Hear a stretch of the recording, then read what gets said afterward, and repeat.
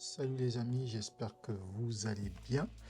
Aujourd'hui, je vais vous montrer donc comment j'ai retouché cette photo. Donc c'est une ancienne photo que j'ai fait en 2021 et je voulais l'utiliser un peu pour faire de la retouche photo et vous montrer un peu comment j'utilise mes actions que j'ai sur mon site internet. Donc ici, ça a été simple, j'ai commencé par Capture One. L'image était comme ça au départ. Donc ici, je trouvais que c'était un peu légèrement surexposé. Donc ce que j'ai fait, je suis venu donc là, hop, donc sur ce calque là, j'ai diminué en fait les hautes lumières qui sont là. Donc du coup, je vais vous montrer. Hop, je vais vous montrer. Donc à la base c'était comme ça et voilà. Donc déjà le résultat pour travailler les hautes lumières. Donc ensuite, je suis venu donc sur calque sur la partie couleur. Et donc j'ai sélectionné le fond qui était donc au départ de cette couleur là et je l'ai travaillé pour arriver à cette couleur là. Donc je vous montre le avant après. Vous pouvez voir le fond comment il change, c'est vraiment subtil. Donc voilà, après ensuite j'ai travaillé donc cette couleur là sur les paupières et donc c'était donc sur ce calque ci et donc voilà, avant après j'ai renforcé en fait la couleur. Et maintenant on va aller sur Photoshop. Je vais essayer d'être assez rapide pour ce travail là. Retouche, donc ce que je fais généralement c'est donc je travaille d'abord, j'enlève les imperfections qu'on peut avoir sur le visage. Donc pour cela je crée le petit calque qui va bien, je sélectionne l'outil correcteur qui est là, je viens, je zoome et je travaille comme ça. Donc pour que ça aille assez vite, je vais accélérer cette partie, comme ça on va avoir une vidéo qui va être assez courte, pas comme celle que j'ai fait dans les lives où c'était assez long. Donc on va essayer de travailler assez rapidement. Allez, à tout de suite.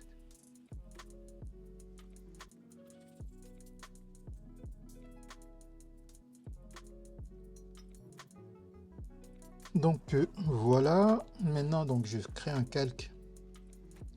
Je crée un calque là et je vais faire maintenant la séparation de fréquences. Ici. Et donc le but ici, c'est de trouver le bon rayon. Très souvent ce que je fais c'est que je pars directement de 14. Très souvent quand c'est des portraits comme ça, je pars de 14 et le but c'est en fait de trouver le point là où on voit plus trop de comment dire, les imperfections de la peau. Donc très souvent, voilà, du coup ici je pense que ouais, on est bon comme ça.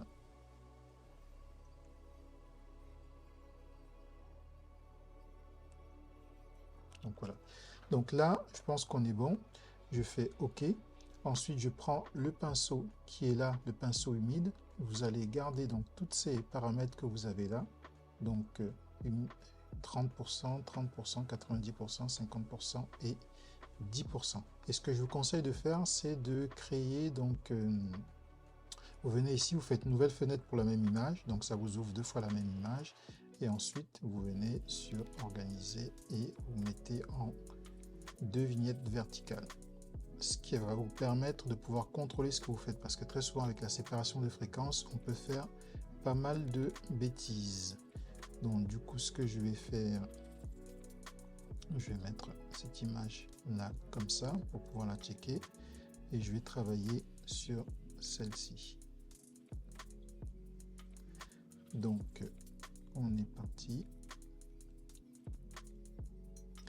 Donc ici, le but, c'est vraiment de travailler les zones de lisser, mais de travailler un peu les dégradés et d'homogénéiser un peu tout ce qu'on a sur la peau. Donc du coup, vraiment, et vraiment la séparation de fréquences, c'est au fur et à mesure que vous allez travailler, que vous allez vraiment être bon. Donc il faut vraiment passer le temps à bien le faire et faire quelque chose qui va être vraiment assez naturel, en sachant que c'est une technique qui est destructive.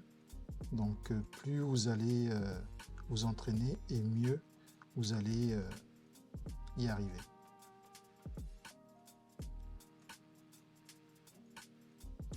Donc vous voyez comment je peins, j'essaie de suivre un peu la forme du visage, et je peins pas droit comme ça, j'essaie de faire des trucs assez en arc de cercle comme ça, selon où je suis sur le visage. Voilà. Donc faites vraiment attention à bien observer ce que vous faites et travailler de manière à ne pas avoir trop de... On dit que ça ne devienne pas trop plastique, quoi. Donc voilà. Des fois je fais le dodge and burn avant, mais là je le ferai un peu après. Donc voilà. Ici vous pouvez le voir, le avant, après, avant, après. Et pareil, votre pinceau aussi, moi j'ai mis des raccourcis qui me permettent d'augmenter et de l'agrandir.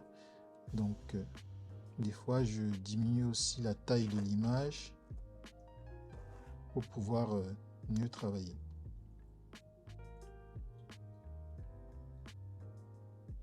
Et vraiment, si vous voulez vraiment vous mettre à la retouche et travailler aux photos, je vous conseille vivement d'avoir une tablette graphique.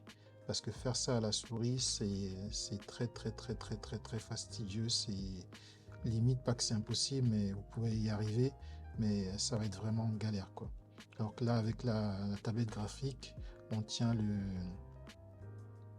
le pinceau, comment on dit, le stylet, comme un crayon, quoi, comme un stylo. Et là, on peut travailler vraiment de manière plus ergonomique. Donc, n'hésitez pas à vous prendre une tablette graphique, il y en a de tout prix. La plupart du temps, on prend les tablettes Wacom, mais il y a d'autres tablettes, d'autres marques. Mais ce que je vous conseille, c'est d'économiser, de passer directement à une tablette Wacom, parce que tôt ou tard, quand vous allez travailler avec d'autres tablettes, à un moment donné, vous allez vous rendre compte que du coup, le mieux c'est d'avoir une bonne tablette graphique, quoi. Donc voici le avant, après. Avant, après, j'observe ce que j'ai fait, je vois les modifications, je vois où je dois retravailler.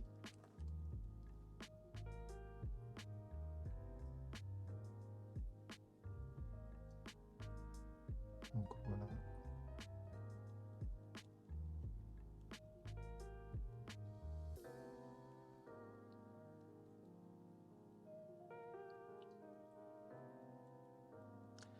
Donc voici mon image. Voici le avant, après. Très bien. Et maintenant, quand je vais faire ce que je vais faire, donc ça va être le Global Dodge and Burn, donc qui est là. Et je vais utiliser donc cet outil que je vais essayer de retrouver, qui est là, voilà, l'aide visuelle, qui est là et qui va me permettre de pouvoir mieux faire mon Dodge and Burn.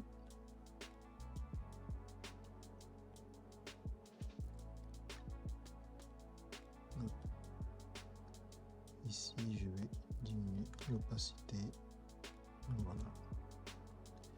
Donc, je prends mon pinceau normal, je mets à 100% l'opacité, le flux à 1%.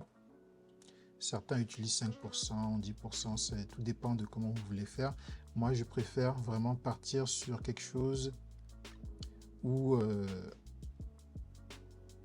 je vais y aller petit à petit. Donc voilà. Ici, on va accentuer. On va vraiment travailler là où la lumière est bien. Donc là, je vais faire le dodge ici. là où on a déjà de la lumière. Donc là, comme ça.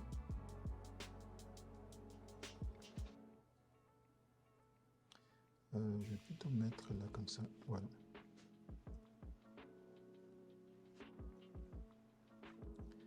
Voilà.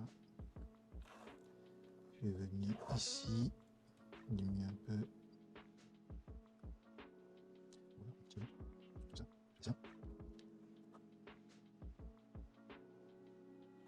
Donc pareil ici aussi, il faut vraiment travailler sur la zone que vous souhaitez. Il faut vraiment de temps en temps modifier le pinceau pour vraiment avoir la zone.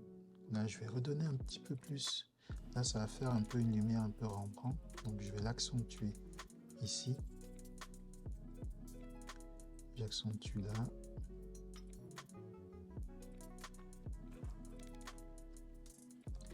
Et là, ça peut me servir aussi à venir là et de supprimer quelques imperfections que je trouve ici. Ah, j'ai un petit souci. Voilà. Hop. Hop. Tac. On est sur le calque actif. Quand vous travaillez sur la séparation de fréquences, quand vous travaillez quand vous voulez enlever les petites imperfections, il faut se mettre, quand vous êtes sur le calque haut, bah, il faut texture, il faut vraiment vous mettre sur calque actif, sinon ça vous crée des choses un peu bizarres. Donc voilà, je reviens un peu là. Parce que du coup ce calque d'aide visuelle, il accentue, il permet de voir mieux les imperfections. Bon, du coup, donc voilà, du coup je reviens sur mon Dodge and Burn. Pensez toujours à remettre actif et inférieur par la suite. Et donc mon Dodge and Burn, voici avant, après, vous pouvez voir. Hop. Je vais accentuer encore un tout petit peu sur le front.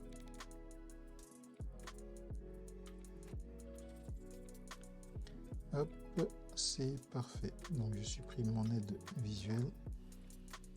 Et ici vous avez le avant, après, avant, après.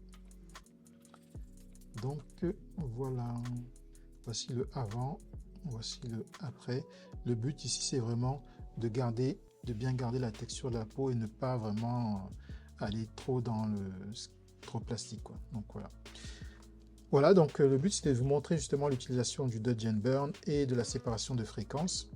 Donc prenez bien, quand vous faites la séparation de fréquences, quand vous prenez le pinceau humide, mettez-vous bien sur donc humidité 30, charge 30, mélange 90, flux 50 et celui-ci, je ne sais plus ce que c'est 10. Donc vous gardez bien ces paramètres là pour pouvoir faire votre séparation de fréquences.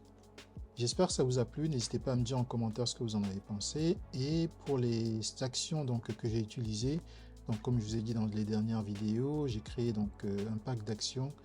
Ici je vous ai mis donc l'outil pour blanchir les dents et les yeux gratuitement. Je vous ai mis là la séparation de fréquences gratuite, donc du coup vous pouvez cliquer dessus et la télécharger. Et là ici je vous ai mis donc un kit dans lequel vous pouvez avoir, vous pourrez télécharger dans cette action-là, vous aurez tout ça. Donc, toutes les actions que j'utilise pour faire mes retouches photos. Donc, n'hésitez pas à les prendre. Donc, ça coûte 25 €. Donc, voilà. J'espère que ça vous a plu. N'hésitez pas à me dire en commentaire ce que vous en avez pensé. Je vous dis à plus. Ciao.